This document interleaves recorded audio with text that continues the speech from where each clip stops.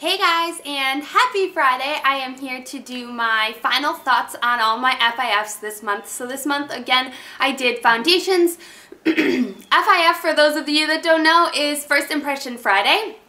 I have reviewed 3 different foundations. I reviewed the Revlon Nearly Naked, I reviewed the CoverGirl 3-in-1 Stay Fabulous, and I reviewed the Maybelline Fit Me Stick Foundation. So I will link all of the videos that I did those reviews for down below. And now this video is going to be just telling you like my favorite ways to apply them, how they held up, all of just like my final thoughts. Those were just first impressions where I don't do like update type of reviews. So this is where I tell you all the goods. So the first foundation I reviewed this month was the Revlon Nearly Naked, and I was in the color 160 Fresh Beige. You guys saw from the video I didn't even like this when I first tried it out. I just think that it doesn't smell like anything. I just think that it didn't look good on my skin. It kind of just sat on my skin. It was really too heavy. It was really thick, and I think it's the 20 SPF sunscreen. I don't know what it is because other of my foundations have 20 SPF, and but it just sat on my skin. It looked like makeup. Whether I applied it with, I think I showed it with my Beauty Blender sponge in my video and I still didn't like it, but I also like applying foundation with my Sigma F80 Flat Top Kabuki. Still didn't like it. I don't know what it is, but it just sat on my skin and looked horrible. It did not blend well with my skin at all, and you know, for the claim being nearly naked, I thought it was going to be a pretty natural like foundation, but it was really thick and cakey looking, and I just didn't like this foundation whatsoever. So I'm really sad to tell you that I would not recommend this. It didn't hold up well on my skin. I went to the bathroom, like I had applied this and then I went to the bathroom because I have a 11:30 class on Fridays, and after I applied this, I went to the bathroom and I just looked horrible. Like my skin just, it looked horrible. I don't know, I didn't like this at all. So do not recommend purchasing this. It didn't get any better when I applied more makeup or anything. It just stayed looking terrible. So sorry about that. Sorry to report that bad news. But on another note, I tried the CoverGirl Outlast Stay Fabulous 3-in-1 foundation, and in my review video I got 857. I went back and got 855 to better match my color. This is in the color Soft Honey. I had Golden Tan, I believe. I love this stuff. It's amazing. I like applying this with my Beauty Blender sponge. I've also applied it with my Kabuki brush, but I love applying it with my Beauty Blender because it is a pretty thick, heavy coverage, but the Beauty Blender like shears it out and makes it look just really nice. I love this stuff. I do still have to set it with a powder, but it holds up really, really well. It's very similar to the Revlon Color Stay if you are familiar with that. It's even like a little bit thinner. It's not as thick and like paint-like, but it stays really well, and I just love it. It's a really good color match for me. I love the container of it.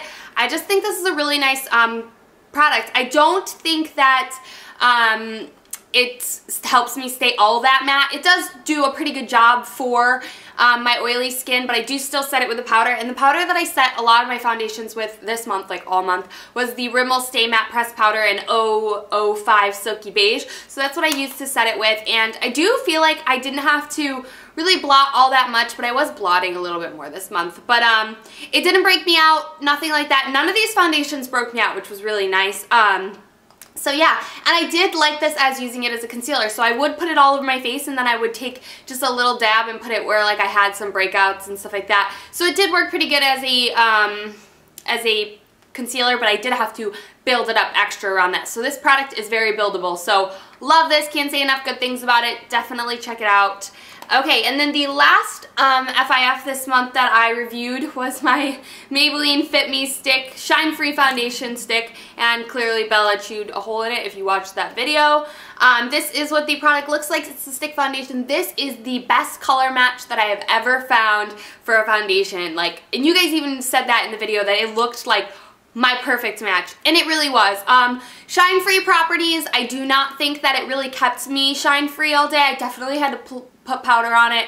I love the way this looked on my face. It was really natural. It blended so smoothly. It was a powder finish as soon as you put it on. It wasn't creamy. It was creamy, but it was like powder to blend in. It was amazing. The color is phenomenal. The shine, I would not say is amazing, but I would not recommend this for people with dry skin because you really have to rub it in and you're not adding any hydration. It feels like powder, so you're just going to kind of emphasize those dry spots. So when I was dry around my nose this month, I did not use this, but this is really, really nice, so quick and easy. I totally recommend this. I did really like it. I just don't really believe in the shine-free claims that it has, but the color is phenomenal. The blending power is just, it feels awesome. And I think it looks pretty natural, but I'm used to the powdery face anyways, but if you have oily skin, you know that like once you have like put a lot of powder on your face, eventually once your oils start to break through, it looks like skin, like it looks really natural and stuff. So I did notice that once I set on my foundation and went around with my day, like even like